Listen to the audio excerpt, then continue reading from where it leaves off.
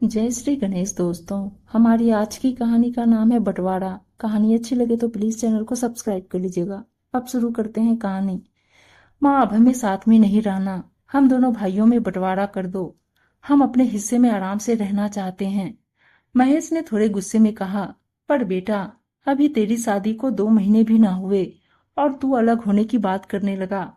जरा सोच कर तो देख, तेरे बाबूजी, भैया, भाभी और तो और तेरे प्यारे भतीजे भतीजी तेरे बिना कैसे रहेंगे।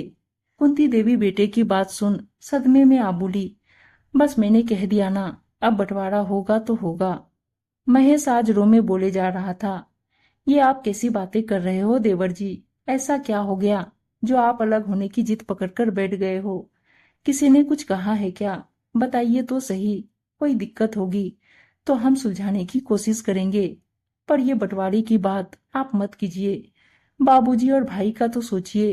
भाभी लता ये सब सुनकर बोली। उसकी आंखों में भी आंसू थे।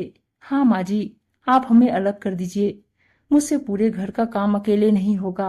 आप सब बड़े, बस हुक्म करोगे। मैं छोटी बहू हूँ तो सब मुझे ही करना पड़ेगा। मैं नहीं कर सकती, इसलिए हमें अलग होना। महेश की पत्नी तनु घूंघट सिर पर रखे आकर बोली। ये क्या कह रही है बहू?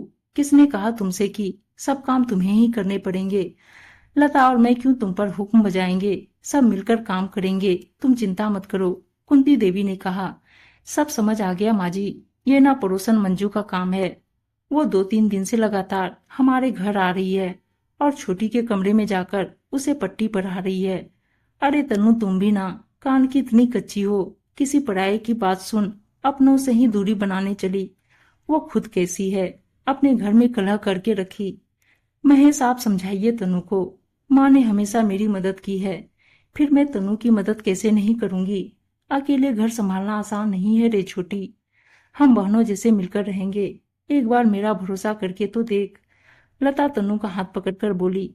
भाभी सही कह रही है तन्नू। मैं तुम्हें बोल रहा था ना कि वो मंजू भाभी घर घर जाकर आग लगाती रहती और जो कान के कच्चे होते वो आसानी से बात मान अलग हो जाते। जब तुम मेरी बात मान ही नहीं रही थी तो मुझे माँ से कहना पड़ा।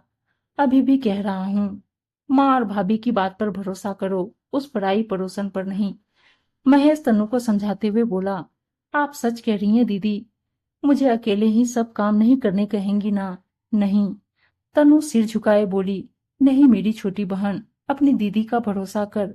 और हाँ, एक बात और, किसी की बात पर आसानी से भरोसा करने से पहले एक बार जांच परख ले, नहीं तो कान के कच्चे लोगों का सब कुछ बर्बाद होते वक्त न लगता।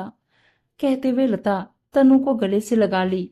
तनु को भी लग रहा था 2 महीने में कभी ऐसा नहीं लगा कि उसके ऊपर बहुत जिम्मेदारी आ गई हो।